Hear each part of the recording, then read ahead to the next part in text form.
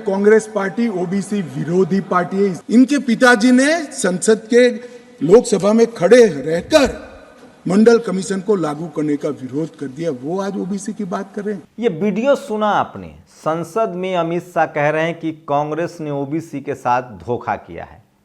लगता है कि या तो वो दिलीप मंडल को पढ़ रहे हैं या नेशनल दस्तक देख रहे हैं। ये बात फैक्ट है कि कांग्रेस ने हमेशा से एससी, एसटी, ओबीसी और किसानों को ठगा और उसी का फायदा आज बीजेपी उठा रही है। लेकिन इसमें सबसे बड़ा मैसेज है बहुजन नेताओं के लिए, Sapa, Basapa, RJD, JDU, JMM के लिए, डीएम के लिए, जो सवर्ण के पीछे भाग रहे हैं, जो धर्म की राजनीति कर रहे हैं। और सोचिए, बीजेपी सोशल इंजीनियरिंग कर रही है। धर्म उसका एजेंडा है जिस पर सवर्ण समाज उसे वोट करता है, लेकिन वो एससी, एसटी, ओबीसी के मुख्यमंत्री बनाकर आगे बढ़ रही है। लेकिन सवाल है कि क्या पॉलिटिकल डाइवर्सिटी देने वाली बीजेपी एससी, एसटी, ओबीसी के संवैधानिक अधिकार देने के लिए तैयार है? नमस्कार, मैं शंभू कुमार सिंह और आप देख रहे हैं नेशनल दस्तक। सबसे बड़ा सवाल, धर्म की राजनीति की शुरुआत राजीव गांधी ने की। फैजाबाद से रामराज की परिकल्पना की, राम मंदिर के दरवाजे खोले। तो सवाल है कि मुस्लिम समाज को क्यों लगता है कि कांग्रेस उसके साथ है? कांग्रेस के दौर में सबसे बड़े बड़े नरसंहार हुए हैं।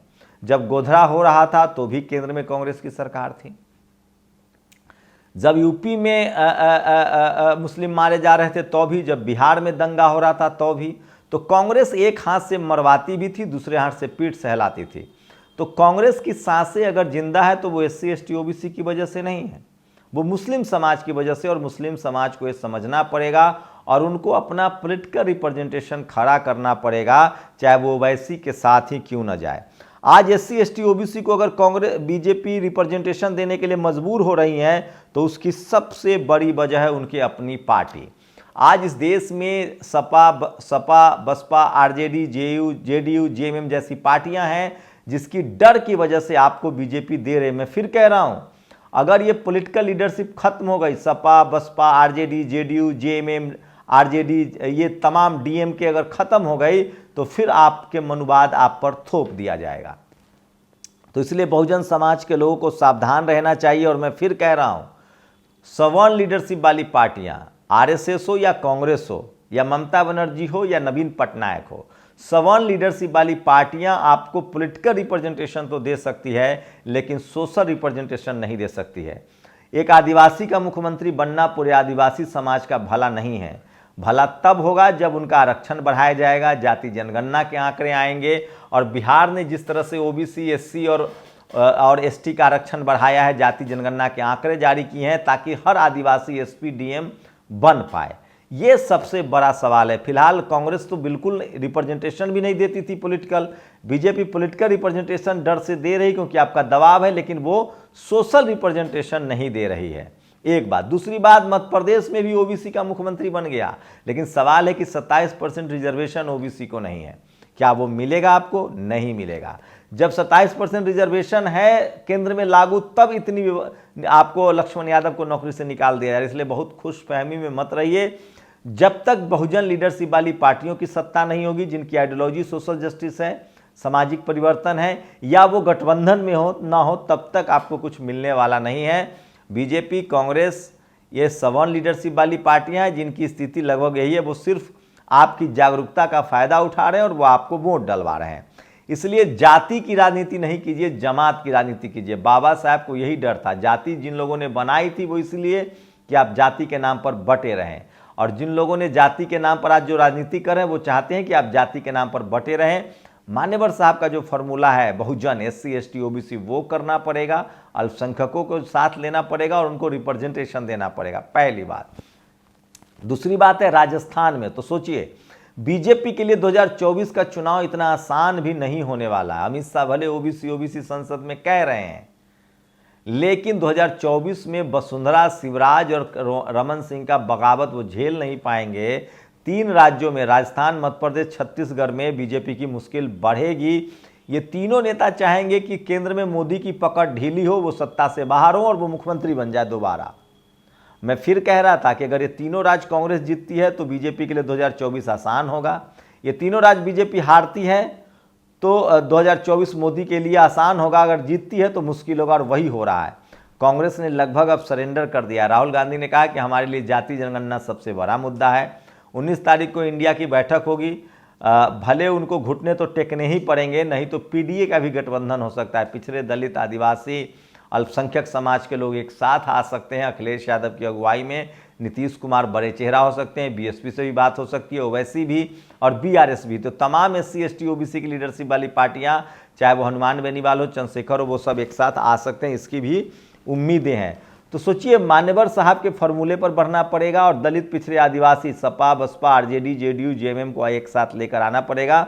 नहीं तो इसी तरह से आपको वो धोखा देते रहेंगे। चिट्ठी से मुख्यमंत्री, ये बात तो साफ हो गया कि तीनों राज्य में जो मुख्यमंत्री का चयन हुआ है वो आलाकमान का फैसला है, नरेंद्र मोदी का फैसला है, अमित शाह का फैसला है। और ये भी बात तय है कि एससी, एसटी, ओबीसी की पॉलिटिकल रिप्रेजेंटेशन है। लेकिन सवाल मेरा बहुजन दलों से है। सोचिए, सोशल मीडिया ट्रेंड को अमित शाह और मोदी समझ रहे हैं, दिलीप मंडल को भी पढ़ रहे हैं, नेशनल दस्तक भी देख रहे होंगे, लेकिन बहुजन लीडरशिप को कब नींद खुलेगी, ये सबसे बड़ा सवाल है। जहां Congress, BJP SC, ST, OBC की तरफ बढ़ रही है, जबकि बीजेपी को पता है कि सवर्ण समाज के लोग हमें वोट करते हैं और दलित, पिछड़े, आदिवासी में जो हिंदू के नाम पर वोट करते हैं वो भी हमें वोट करते हैं, उसके बाद भी वो एससी, एसटी, ओबीसी कर रहे हैं। बहुजन लीडरशिप जो है वो सवर्ण समाज के साथ जा रहा है। आज के डेट में सवर्ण समाज जो है वो पूरी तरह से बीजेपी के साथ है। आदिवासियों का सीएम बनाने से बीजेपी को छत्तीसगढ़ में तो फायदा होगा, ओबीसी का थोड़ा बहुत वोट मध्य प्रदेश में ही फायदा होगा, लेकिन ब्राह्मण सीएम बनाने से बीजेपी को क्या फायदा होगा मुझे नहीं पता, क्योंकि ब्राह्मण समाज तो पूरी तरह से बीजेपी के साथ है। इससे अच्छा वो वैष्णव को बना देते, ओबीसी का और इजाफा होता। इससे अच्छा वसुंधरा भी। तो राजनीतिक रूप से राजस्थान के मुख्यमंत्री का फैसला बीजेपी को महंगा ही पड़ेगा, नुकसान ही देता रहेगा। तो सोचिए, मोदी और शाह क्या ये बीजेपी के इकलौते सितारे हैं? मैं फिर कह रहा हूँ, बड़ी भीतरघात हो सकती है। और अगर 2024 में नरेंद्र मोदी कमज़ोर पड़े तो राजस्थान, मध्य प्रदेश, छत्तीसगढ़ में फिर वसुंधरा, शिवराज और रमन सिंह पलटवार करेंगे। और उनको कमज़ोर करने के लिए, तीनों का मुख्यमंत्री अपना बनने के लिए ये चाहेंगे कि बीजेपी को सबसे बड़ा नुकसान हो। और शिवराज सिंह चौहान ने तो संकेत भी दे दिए हैं कि मैं मरना पसंद करूंगा लेकिन दिल्ली से कुछ मांगूंगा नहीं। तो 3 राज्यों में बीजेपी आग से खेल रही है और उसका नुकसान भी हो सकता है। लेकिन सबसे बड़ी बात है कि इंडिया गठबंधन फिर से दम भर सकता है। राहुल गांधी फिर से जाति जनगणना मोड में आ गए हैं और कांग्रेस के सवर्ण लीडरशिप को सुधारना बहुत मुश्किल है, नामुमकिन है। लेकिन बीजेपी जाति की राजनीति तो कर रही है। लेकिन सोचिए, जो टीवी अखबार आपको कहे ना कि बिहार यूपी में जाति की राजनीति होती है, उनके सगुफे में मत आइएगा। बिहार यूपी में सोशल जस्टिस की राजनीति होती है, बहुजन दलों की राजनीति होती है। और जाति की राजनीति तो पूरे देश में कांग्रेस और बीजेपी करते आई। कांग्रेस ने हमेशा से सवर्णों को प्राथमिकता दी, तरजीह दी। अब बीजेपी ओबीसी को अपने साथ जोड़ रही है। लेकिन सवाल है कि शेड्यूल कास्ट अभी भी उनसे दूर है, अल्पसंख्यक समाज के लोग दूर हैं, ट्राइबल दूर हैं, ओबीसी के लोग भी धीरे धीरे जागरूक हो रहे हैं और दूर हैं। और धर्म के नाम से पेट तो चलता नहीं है। तो जो रिप्रेजेंटेशन है, सवाल है कि बीजेपी जो कांग्रेस कर रही थी वही बीजेपी कर रही है, वो दिख कुछ और रहा है। सवाल है सोशल रिप्रेजेंटेशन का, सवाल है एजुकेशनल रिप्रेजेंटेशन का, सवाल है कि क्या बीजेपी कोलिजियम खत्म करेगी, हाईकोर्ट, सुप्रीम कोर्ट में दलित पिछड़ों के लिए मौका देगी, नौकरियां खत्म हो रही, रेलवे की नौकरी हो, बैंक की नौकरी हो। सवाल है कि क्या एक सीएम ओबीसी होने से पूरे 60% ओबीसी का भाग बदल जाएगा। सवाल है नौकरी कौन देगा, सवाल है बेरोजगारी कौन दूर करेगा, सवाल है बिजनेस लोन कौन देगा, सवाल है कि इस देश में कॉलेज यूनिवर्सिटी ही नहीं रहेंगे तो बहुजन समाज क्या करेगा।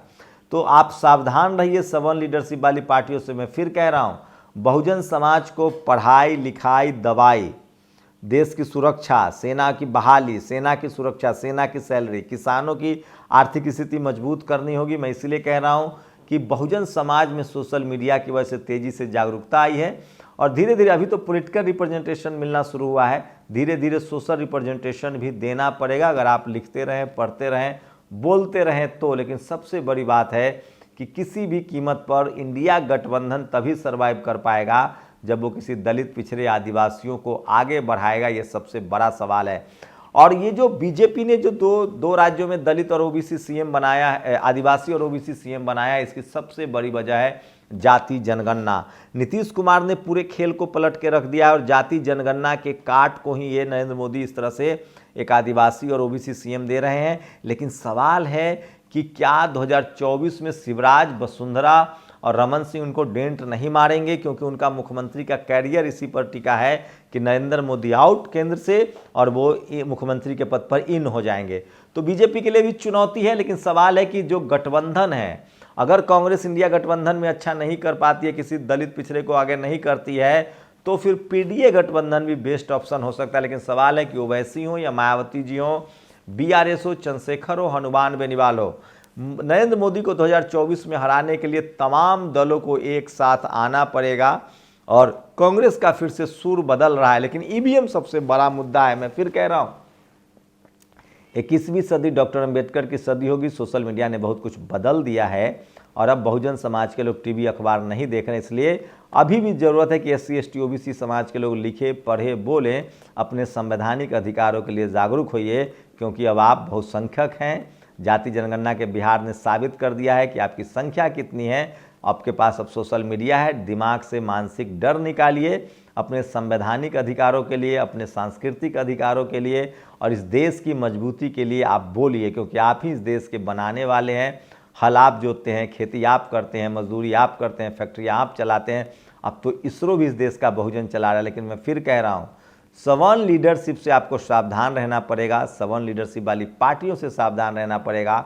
वो आपको यूज एंड थ्रो कर सकते हैं। इस देश में बहुजनों का भला वही पार्टियां करेंगी जो सत्ता परिवर्तन नहीं, व्यवस्था परिवर्तन की लड़ाई लड़ रही हैं। और Sapa, Baspa, RJD, JDU, JMM ऐसी जो पार्टियां हैं, DMK जैसी पार्टियां हैं, जो सोशल जस्टिस के नाम से जो पार्टियां चल रही, जिनकी पूरी नैरेसिंग बाम सेफ, मान्यवर कांसीराम साहब, कर्पूरी ठाकुर, रामस्वरूप वर्मा, जगदेव प्रसाद के बैनर तले हुआ हो, और ऐसे पॉलिटिकल लीडरशिप को ही आगे जब तक नहीं आएंगे तब तक आपको सामाजिक हक नहीं मिलेगा।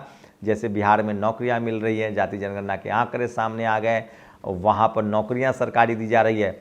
अगर नौकरियां नहीं मिलती है आपको, सरकारी कंपनियां बेच दी जाए, सरकारी नौकरी न रहे, बैंकों में आपको लोन न मिले, कॉलेज यूनिवर्सिटी न रहे, आप पढ़ेंगे ही नहीं तो आगे आगे कैसे करेंगे? तो ये सावधान रहना पड़ेगा। RSS की दोधारी पॉलिसी है, एक तरफ आपको एजुकेशन से दूर रखा जाएगा, दूसरी तरफ आपकी जाति का नेता बताया जाएगा। न रहेगा बांस न बजेगी बांसुरी। सवाल है कि मुख्यमंत्री सबको खाना देने नहीं आएंगे, पढ़ाई लिखाई, स्कूल, अस्पताल और दवाई। मेरा काम है आपको जागरूक करना, संवैधानिक अधिकारों के प्रति सचेत करना। मैं फिर कह रहा हूँ, जाति की राजनीति में मत फंसिए, जमात की राजनीति कीजिए। पढ़ाई लिखाई, स्कूल, अस्पताल, सोशल जस्टिस, सामाजिक न्याय, व्यवस्था परिवर्तन, जिसमें आपको बराबर का भागीदार हो। जब तक हाई कोर्ट, सुप्रीम कोर्ट, चपरासी से लेकर चीफ जस्टिस तक आपकी भागीदारी नहीं होगी, एक मुख्यमंत्री से आपका भला नहीं होने वाला है। शुक्रिया। नेशनल दस्तक की आपसे गुजारिश है कि अगर इसको बचाना चाहते हैं तो नेशनल दस्तक को सब्सक्राइब करने के लिए रेड कलर के सब्सक्राइब बटन को दबाएं, फिर बेल आइकन की घंटी दबाएं। नेशनल दस्तक को बचाने के लिए बहुत जरूरी है कि हर खबर को शेयर करें, लाइक करें, कमेंट जरूर करें।